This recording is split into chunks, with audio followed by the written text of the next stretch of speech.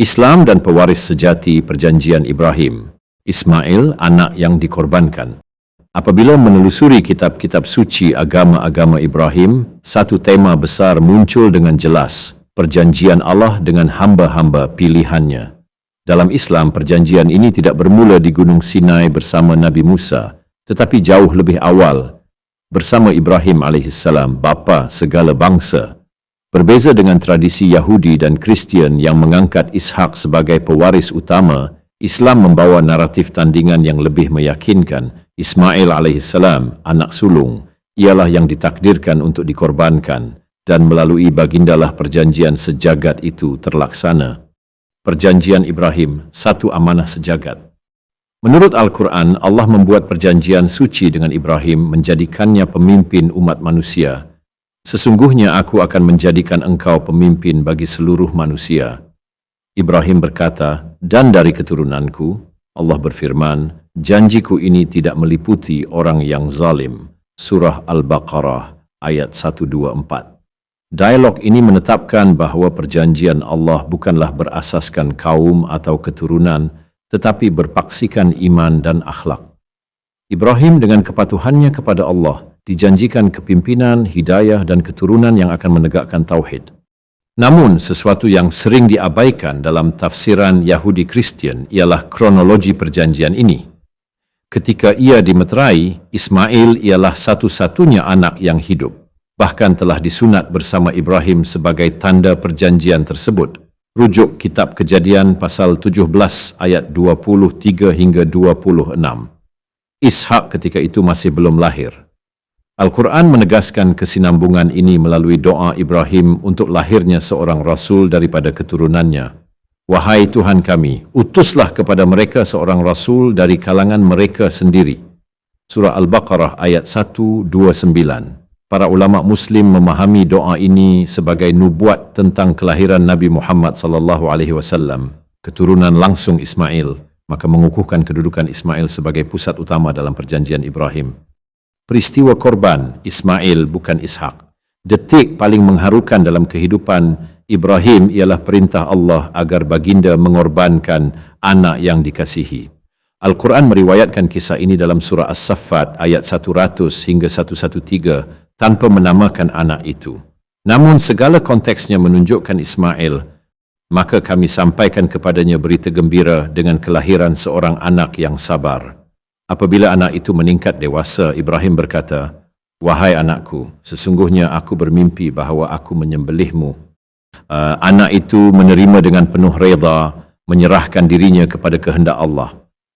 Hanya selepas peristiwa itu Al-Quran menyebut tentang Ishak secara terpisah dalam konteks yang lain. Surah As-Saffat ayat 112 membuktikan bahawa anak yang hendak dikorbankan bukanlah Ishak. Maka, dari sudut pandang Islam, Ismail lah yang hampir dikorbankan. Peristiwa ini bukan sekadar ujian iman, tetapi tanda murni penyerahan diri Ibrahim dan Ismail Islam kepada Allah.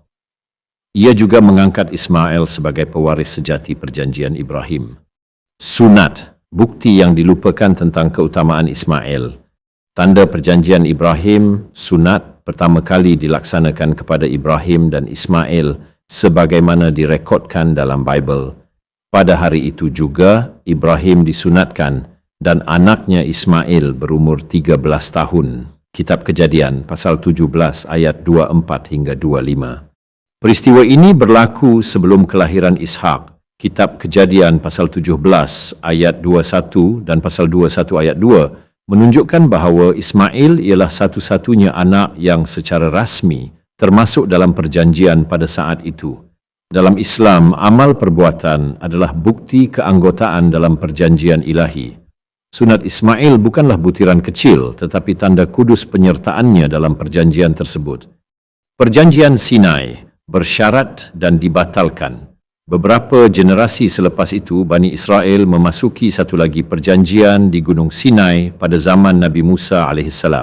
Perjanjian Sinai ini, sebagaimana dijelaskan dalam Taurat dan Al-Quran, mengandungi pemberian hukum, Taurat, dan menuntut kepatuhan mutlak kepada perintah Allah. Namun, perjanjian ini bersifat bersyarat. Al-Quran sering mengingatkan Bani Israel tentang pelanggaran mereka, dan Ingatlah ketika kami mengambil janji setia kamu, tetapi kamu berpaling sesudah itu. Surah Al-Baqarah ayat 63. Tetapi disebabkan mereka memungkiri perjanjian itu, kami melaknat mereka dan menjadikan hati mereka keras. Surah Al-Ma'idah ayat 13.